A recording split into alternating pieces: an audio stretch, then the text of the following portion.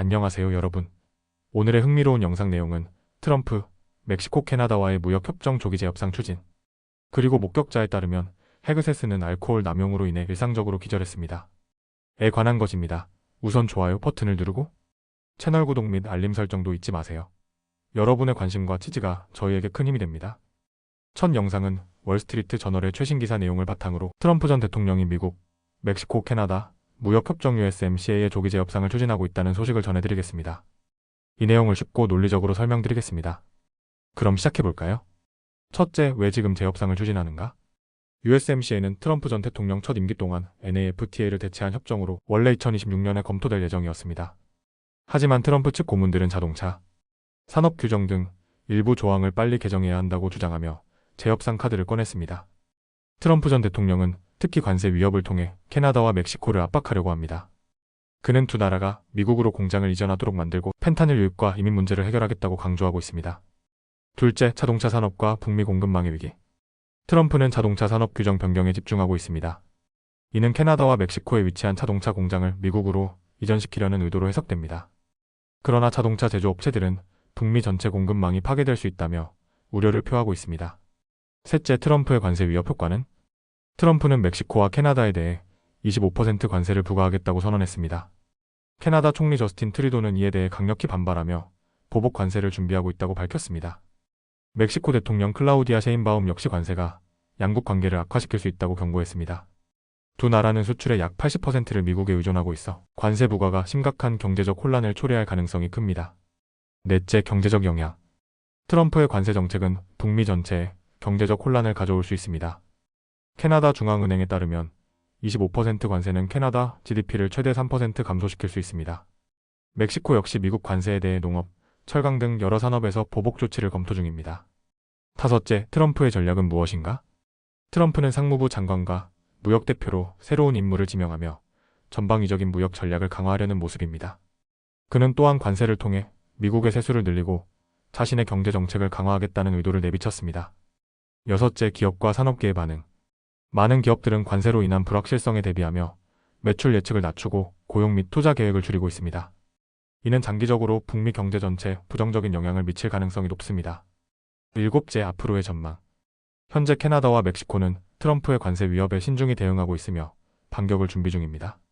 미국 역시 내부적으로 무역팀 구성을 완료하지 못해 협상이 본격화되기까지 시간이 걸릴 것으로 보입니다.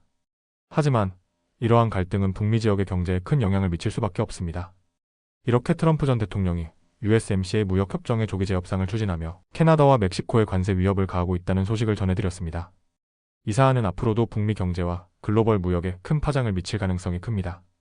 다음 영상은 월스트리트 저널에서 보도된 트럼프 전 대통령의 국방부 장관 후보 피트 헤그세스와 관련된 논란을 다뤄보겠습니다. 이 주제는 내용을 재구성했으며 이해하기 쉽게 설명드리겠습니다. 그럼 시작해볼까요? 첫째, 피트 헤그세스란 누구인가? 피트 헤그세스는 트럼프 전 대통령이 국방부 장관 후보로 지명한 인물입니다. 그는 군인 출신으로 정치적 영향력을 지닌 보수 성향의 공직 후보입니다. 하지만 최근 그의 음주 문제와 과거 행적에 대한 폭로가 이어지며 논란의 중심에 서게 되었습니다. 둘째, 음주 문제와 관련된 주장. 헤그세스의 전 처제인 다니엘 헤그세스는 상원 군사위원회에 제출한 선서 진술서를 통해 다음과 같은 내용을 폭로했습니다. 가족 모임이나 군복을 입은 상태에서 술을 과도하게 마셔 기절한 사례. 2009년 미니애폴리스의 한 스트립 클럽에서 술에 취해 끌려 나온 사건. 과도한 음주로 인해 가족들과 갈등을 빚고 공격적인 행동을 한 적도 있다고 주장. 셋째, 헤그세스의 입장. 헤그세스는 이러한 주장에 대해 사실이 아니며 명백한 중상모략이라고 부인했습니다. 그는 다음과 같이 말했습니다. 자신의 과거에 완벽하지는 않지만 이러한 혐의는 정치적 공격일 뿐이라고 주장. 국방부 장관이 된다면 술을 끊겠다고 선언. 넷째, 논란의 확대. 다니엘 헤그세스는 폭로를 통해 개인적인 희생을 감수하면서도 헤그세스가 미국 군대를 지휘하는 위치에 오르는 것에 대한 우려를 나타냈습니다. 그녀는 또한 다음과 같은 충격적인 내용을 추가로 폭로했습니다. 그의 전 부인이 안전 문제로 옷장에 숨어야 했던 사례. 여성 투표권과 일에 대한 부정적인 발언. 인종차별적 태도. 기독교인들이 무슬림 인구를 따라잡기 위해 더 많은 아이를 낳아야 한다는 주장. 다섯째, 정치적 반응과 인준심리. 상원 군사위원회는 14대 13으로 정당에 따라 찬성과 반대로 나뉘어 헤그세스의 지명을 통과시켰습니다. 하지만 민주당 측 의원들은 그의 음주 문제와 과거, 행적이 국방부 장관으로서의 자질에 의문을 제기한다고 강하게 반발하고 있습니다. 일부 공화당 의원들 역시 그의 행동에 대해 우려를 표하며 신중한 접근을 요구하고 있습니다. 여섯째, 앞으로의 전망. 헤그세스의 인준은 이번 주 말 전체 상원 투표를 통해 최종 결정될 예정입니다. 그의 지명이 통과된다면 미국 군을 지휘하는 중요한 자리에 오르겠지만 폭로된 과거 문제들이 그의 정치적 신뢰에 지속적인 영향을 미칠 가능성이 큽니다.